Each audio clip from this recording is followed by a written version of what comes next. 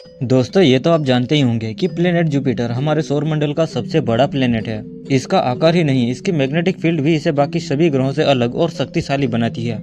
और जैसे आज हम दूसरे सोलर सिस्टम में देखते हैं, वैसे ही अगर कोई हमारे सोलर सिस्टम को दूर अंतरिक्ष से देखे तो उसे सबसे पहले हमारा सूर्य दिखाई देगा और उसके बाद जुपिटर। बाकी सभी ग्रह उनको काफी छोटे दिखाई देंगे, क्योंकि जुपिटर इतना बड़ा है कि हमारे सोलर सिस्टम के सभी ग्रहों के मास से 2 गुना से भी ज्यादा बड़ा है। यहाँ तक कि इसके मून भी सोलर सिस्टम में मौजूद कुछ प्लेनेट से बड़े हैं। और सूर्य जैसे बना है वैसी ही चीजें जुपिटर में भी मौजूद है, जिससे ये सबसे खतरनाक प्लेनेट बन जाता है। पृथ्वी पर तो ये हमारी रक्षा करता ही है, लेकिन अगर कोई इंसान इस ग्रह पर गया तो उसका स्वागत कुछ इस प्रकार करेगा कि वह इसकी ऊपरी बादलों की परत तक पहुंचने से पहले ही इसकी खतरनाक रेडिएशन से मर जाएगा। जुपिटर के बादलों ने पहले ही गैलीलियो एटमॉस्फेरिक एंट्री प्रोब को खा चुके हैं। अगर जुपिटर नहीं होता तो क्या होता, तो क्या हम होते या नहीं होते, यहाँ तक कि क्या हमारी पृथ्वी होती। तो दोस्तों, जुपिटर प्लेनेट इतना मिस्टीरियस और शक्तिशाली है कि इसके बारे में अभी और बहुत कुछ जानना बाकी है। इस वीडियो में हम उसकी शुरुआत से लेकर उसकी विशालता तक जानेंगे। इसकी शुरुआत कैसे हुई और हमें इसकी क्या जरूरत है, और इसके लिए हमें इसके जन्म से शुरू करना होगा। चलिए स्टार्ट करते हैं। आज से लगभग 4.6 अरब साल पहले जब सोलर सिस्टम बन रहा था, उस समय केवल गैस के बादल मौजूद थे, जिसे नेबुला कहते हैं। ऐसे बादल आज भी यूनिवर्स में मौजूद है। इन बादल के संकुचन से सूर्य का जन्म हुआ और उसी के साथ ही शुरू हुआ जुपिटर का भी निर्माण। जब कोई तारा नेबुला से जन्म लेता है तो उसके चारों ओर एक धूल और गैस की डिस्क घूमने से बन जाती है, जिसे प्रोटोप्लेनेटरी डिस्क कहा जाता है। इसी डिस्क से हमारे सोलर सिस्टम के प्रोटोप्लेनेट बने, जिसमें जुपिटर ने सबसे पहले उस धूल और गैस को खींचना शुरू किया और बनकर तैयार भी हुआ। करीब 4.6 अरब साल पहले जब सूर्य बन रहा था, उसी समय उस नेबुला की बाहरी परतों में बसी गैस और धूल से ग्रह बनने शुरू हुए और सबसे पहले बनकर तैयार हुआ जुपिटर, जिसमें बहुत ही हाइड्रोजन और हीलियम गैस मौजूद है। इसलिए वैज्ञानिक जुपिटर को फेल्ड स्टार भी कहते हैं, यानी एक ऐसा तारा जो बनते बनते रह गया। अगर जुपिटर सूर्य की तरह तारा बन गया होता तो आज हमारे सोलर सिस्टम में बाइनरी स्टार सिस्टम होता। जुपिटर को इंसान ने हजारों साल पहले ही देख लिया था, क्योंकि जुपिटर उन प्लेनेट में से एक है जिन्हें इंसान नंगी आंखों से, यानी बिना किसी टेलीस्कोप या दूरबीन के देख सकते हैं, और इनको हजारों साल पहले ही लोगों ने देख लिया था। मरकरी, वीनस, जुपिटर और सैटर्न। मरकरी सूर्य के सबसे करीब का प्लेनेट है और सूर्योदय से ठीक पहले या सूर्योदय के ठीक बाद में ही इसे देखा जा सकता है। शुक्र ग्रह, इसे सुबह का तारा या सांझा का तारा भी कहा जाता है। यह आकाश में सबसे चमकीला प्लेनेट है और सूर्योदय से पहले या सूर्योदय के बाद आसानी से दिख जाता है। मंगल ग्रह, लाल रंग की वजह से इसे पहचानना भी आसान होता है और यह अक्सर रात के समय चमकीले नारंगी लाल बिंदु के रूप में दिखाई देता है।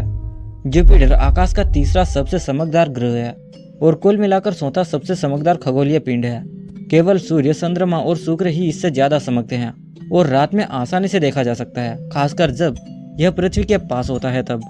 सैटर्न प्लेनेट, यह बिना टेलीस्कोप के भी दिखता है, लेकिन इसके रिंग नहीं दिखाई देते हैं और अन्य ग्रहों की तुलना में थोड़ा चमकदार होता है। प्राचीन सभ्यताओं को यह एक चमकते तारे की तरह दिखाई देता था, जिनके सबूत हमें कई कहानियों, कथाओं और लोक मान्यताओं में मिलते हैं। लेकिन गैलीलियो गैलीली ने 1608 ईस्वी में नीदरलैंड के एक व्यक्ति के बारे में जानते हैं, जिन्होंने टेलीस्कोप बनाया था। इस बात से गैलीलियो इतने उत्सुक हो जाते हैं कि वो खुद ही एक दूरबीन बनाने लगते हैं और इतनी अच्छी बनाते हैं कि नीदरलैंड में बनी 3x दूरबीन से भी ज्यादा 20x की दूरबीन बना लेते हैं। जिसके बाद गैलीलियो की दूरबीन ने खगोल शास्त्र की दुनिया को ही बदल कर रख दिया था। जिन्हें इंसान तारे समझ रहे थे, उन्हें गैलीलियो अब देख सकते थे। और 1610 में गैलीलियो गैलीली ने अपनी उसी टेलीस्कोप से जुपिटर को देखा और उसके 4 सबसे बड़े चंद्रमा आयो, यूरोपा, गैनीमेड और कैलिस्टो की खोज की। यह पहली बार था जब इंसान को यह पता चला था कि पृथ्वी के अलावा भी किसी अन्य ग्रह पर चंद्रमा हो सकते हैं। जुपिटर हमारे लिए बहुत जरूरी है और यह सिर्फ हमारे लिए ही नहीं बल्कि पूरे सोलर सिस्टम के लिए जरूरी है। अगर जुपिटर नहीं होता तो पृथ्वी या मंगल शायद बनते ही नहीं। इसी ने अपनी ग्रेविटी से ग्रहों की कक्षाओं को स्थिर किया और एस्टेरॉयड बेल्ट को भी सीमित रखा, जिससे पृथ्वी सुरक्षित रहती है। कई वैज्ञानिक तो यह मानते हैं कि जुपिटर ने पृथ्वी को जीवन योग्य बनने में मदद किया है। मार्स और जुपिटर के बीच में मौजूद एक एस्टेरॉयड बेल्ट में करीब 1 से लेकर 2 मिलियन एस्टेरॉयड मौजूद है और जो हजारों साल पहले जिस एस्टेरॉयड ने डायनासोर को खत्म किया, वो एस्टेरॉयड भी इसी बेल्ट से आया था। लेकिन अगर जुपिटर ना होता तो ऐसे एस्टेरॉयड सीधे पृथ्वी से टकराते रहते और कभी पृथ्वी को इतना समय ही नहीं मिल पाता कि यहाँ पर लाइफ जन्म ले सके। जुपिटर हमारे सौर मंडल में 5वें स्थान पर मौजूद है और 5.2 एस्ट्रोनॉमिकल यूनिट की दूरी पर मौजूद है। एस्ट्रोनॉमिकल यूनिट को आप ऐसे समझ सकते हैं कि एक एस्ट्रोनॉमिकल यूनिट पृथ्वी और सूर्य की दूरी होती है, जिसे सोलर सिस्टम की दूरी को आसानी से समझने में यूज किया जाता है। सूरज की रोशनी जिस तरह पृथ्वी तक 8 मिनट में पहुंचती है, उसी तरह जुपिटर 5 गुना दूर होने के कारण 5 गुना ज्यादा 43 मिनट का समय लेती है और इसका एक दिन केवल 9 घंटे और 56 मिनट का होता है, यानी इतने समय में अपनी दूरी पर घूम जाता है, जिस वजह से सौरमंडल में बृहस्पति का सबसे छोटा दिन भी होता है। लेकिन सूर्य की परिक्रमा में इसे पूरे 12 साल लगते हैं और आपको ये तो पता ही होगा कि महाकुंभ इसी को ध्यान में रखकर लगाते हैं। जुपिटर की चौड़ाई पृथ्वी से 11 गुना ज्यादा है और इसके अंदर डालें तो 1312 पृथ्वियां समा सकती है। अगर आप खुद इसकी तुलना करना चाहते हैं तो ऐसे समझ सकते हैं, अगर पृथ्वी एक अंगूर है तो बृहस्पति बास्केटबॉल के आकार का होगा। बृहस्पति का व्यास लगभग 1,40,000 किलोमीटर है, वहीं पृथ्वी का व्यास लगभग 12,742 किलोमीटर है। जिस तरह पृथ्वी पर छोटे मोटे तूफान आते हैं, उसी तरह बृहस्पति ग्रह पर बड़े बड़े तूफान आते हैं। यहाँ पर एक तूफान करीब 300 साल से लगातार चल रहा है, जिसे ग्रेट रेड स्पॉट कहा जाता है। ये पूरे सौरमंडल का सबसे बड़ा तूफान है और इसकी मैग्नेटिक फील्ड सूर्य की साइड में 1 से लेकर 2 मिलियन किलोमीटर तक फैली हुई है, जिसकी टेल 1 बिलियन किलोमीटर से भी अधिक शनि ग्रह की ऑर्बिट तक जा पहुंचती है। जुपिटर की मैग्नेटिक फील्ड पृथ्वी से लगभग पूरे 20,000 गुना ज्यादा ताकतवर है, खासकर उसके अंदर के हिस्से और रेडिएशन बेल्ट में, और इतनी विशाल कि सूर्य के आकार से भी बड़ी है। जुपिटर को एक छोटा सौरमंडल कहा जाए तो वो भी गलत नहीं होगा, क्योंकि इसके पास 95 चंद्रमा और कुछ बड़े चंद्रमा है जो सौरमंडल के सबसे बड़े चंद्रमा है। जुपिटर उन प्लेनेट में आता है जो गैस ज्वाइंट प्लेनेट है, जिस कारण से यहाँ कोई ठोस सतह भी नहीं है। यहाँ केवल गैसेस है जिनका प्रेशर और तापमान इतना ज्यादा है कि अगर हम वहाँ पर कोई भी स्पेसक्राफ्ट भेजे तो अंदर जाते ही नष्ट हो जाएगा।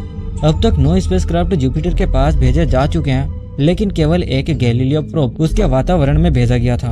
यह प्रोब धीरे धीरे नीचे गिरता गया, लेकिन गहराई में जाकर यह गैसों के दबाव से और जैसे जैसे नीचे जा रहा था वैसे वैसे बढ़ते तापमान से रास्ते में ही भाप बन गया था।